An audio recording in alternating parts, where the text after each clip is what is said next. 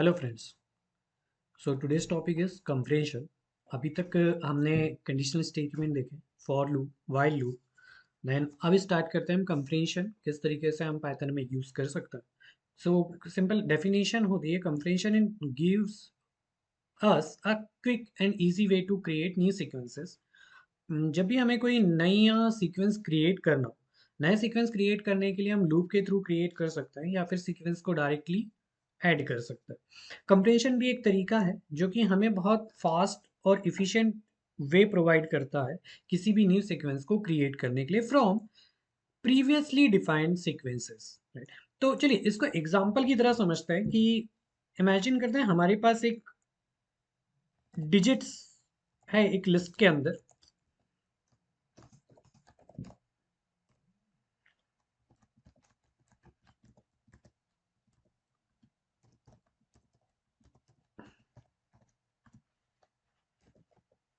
Right.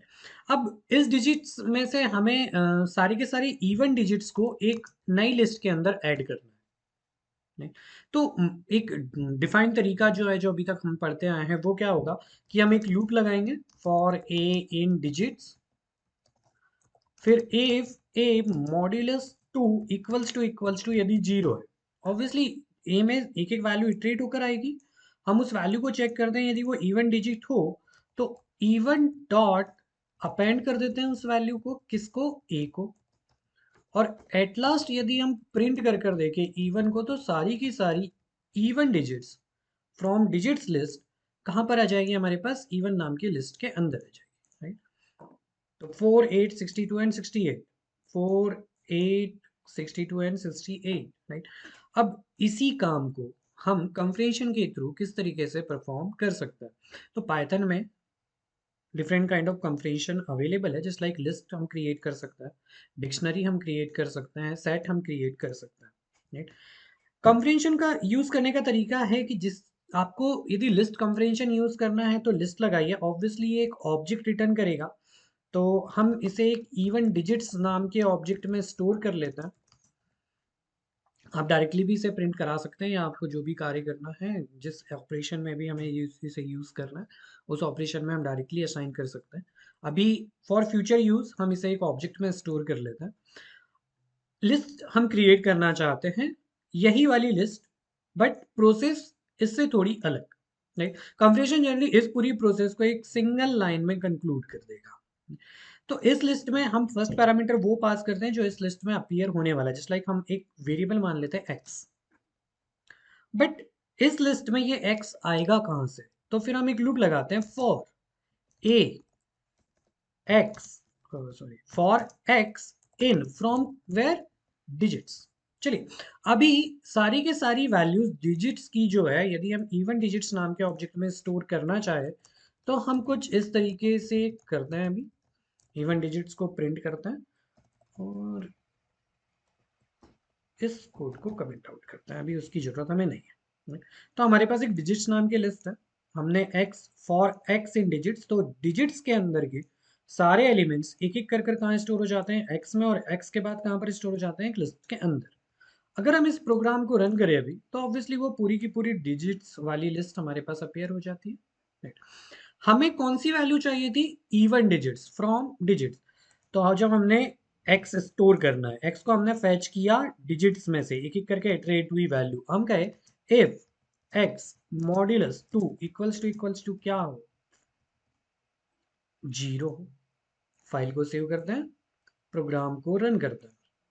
तो अब कौन सी वैल्यू आती है, सिर्फ इवन डिजिट्स स्टोर होती है इवन डिजिट्स ऑब्जेक्ट के अंदर। Right? तो इस तरीके से ये सारा काम जो था हमने सिर्फ एक लाइन में कंक्लूड कर दिया। तो कंप्रीहेंशन का फायदा क्या है कि क्विक है, बहुत आसानी से, बहुत जल्दी और इजी है। इजी मतलब हमें यहाँ पर कंडीशन, पहले लूप एग्जीक्यूट करना है, फिर कंडीशन लगानी है, देन अपेंड करना है, अपेंड करने के बाद हम उसको यूज कर सकते हैं। हमने यहाँ पर एक सिंगल लाइन में उसे कंक्लूड कर दिया। चलो एक और बात समझते हैं कि यही हमारे पास एक डिजिट्स नाम की लिस्ट है, उस लिस्ट में से हमें सारे इवन नंबर्स का, इसको थोड़ा सा कम कर देते हैं ताकि ये थोड़ी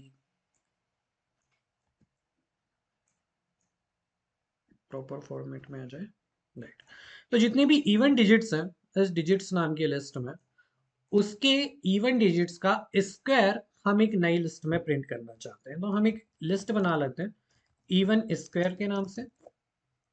तो फिर यही प्रोसेस होती, राइट। यहाँ पे अपेंड की बजाय ए मल्टीप्लाई बाय ए कर देते तो इवन डिजिट्स का स्क्वायर अपेंड हो जाता।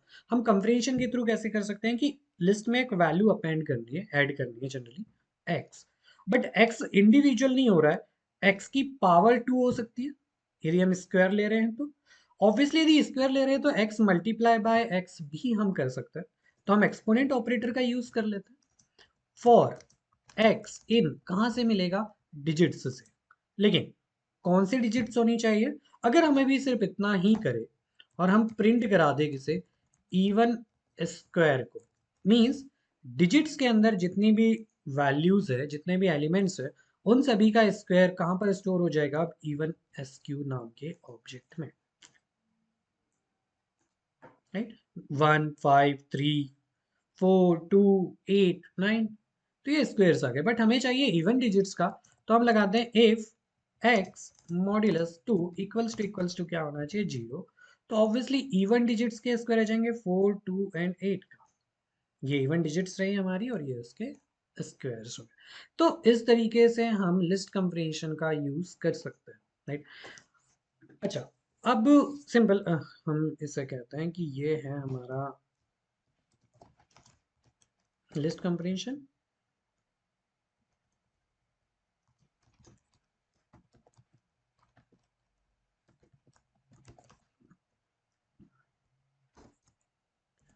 अब हम यूज करते हैं डिक्शनरी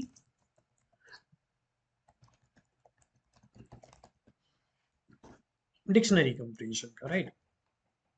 अब सेम हम इसी टास्क को समझते हैं कि हमने कहा था कि यहाँ पर अभी हमारे पास इवन डिजिट्स के स्क्वायर प्रिंट्स हो रहे हैं, बट इवन डिजिट्स क्या है, जस्ट लाइक हम यदि डिक्शनरी में प्रिंट करना चाहे तो हमने कहा इवन एसक्यू DIC नाम से यदि हम एक डिक्शनरी बनाए, आउटपुट क्या होना चाहिए, लाइक इवन डिजिट जो भी है, तो even digit colon even digit का स्क्वायर, राइट। सेम फिर से even digit colon even digit का स्क्वायर।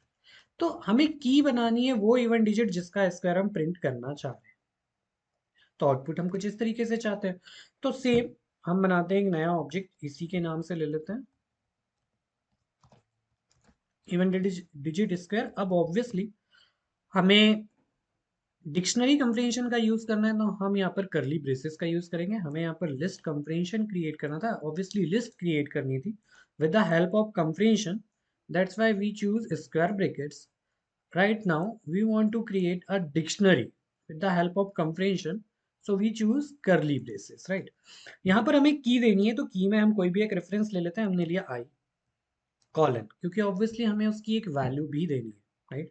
तो कॉलन वैल्यू क्या होनी चाहिए कि आई मल्टीप्लाई बाय आई उसी का स्क्वायर, या फिर आई एक्सपोनेंट टू, दोनों चीज हम कर सकते हैं। तो यहां पर लेते हैं हम आई मल्टीप्लाई बाय आई, लेकिन ये आई आएगा कहां से, तो हम कहते हैं फॉर आई इन, कहां से आएगा, डिजिट्स नाम की लिस्ट से। अगर पूरी वैल्यूज का जितने भी एलिमेंट्स है डिजिट्स में, उसके सभी के स्क्वायर हमें की वैल्यू फॉर्म में प्रिंट कराने हैं, तो हम यहाँ पर डायरेक्टली दे सकते हैं। तो 1 5 3 4 2 8 एंड 9 का स्क्वायर प्रिंट हो गया की वैल्यू के फॉर्म, राइट। अभी यदि आप चाहते हैं कंडीशन, तो यहाँ पर आप कंडीशन लगा दीजिए कि अगर हम यहाँ पर चाहे ऑड वैल्यूज, तो इफ एक्स एक्स नहीं, if I modulus 2 equals to क्या हो, 1 हो, तो ऑब्वियसली ऑड नंबर्स के स्क्वायर प्रिंट्स हो जाएंगे, ऐड हो जाएंगे एक डिक्शनरी के अंदर, राइट। तो इस तरीके से हम डिक्शनरी क्रिएट कर सकते हैं with the help of compression. Same होता है हमारे पास एक सेट कंप्रेंशन। अब सेट कंप्रेंशन का मतलब चलिए सिंपली हम समझते हैं, हमारे पास कुछ रैंक है, एक लिस्ट के अंदर एक सीक्वेंस है रैंक का,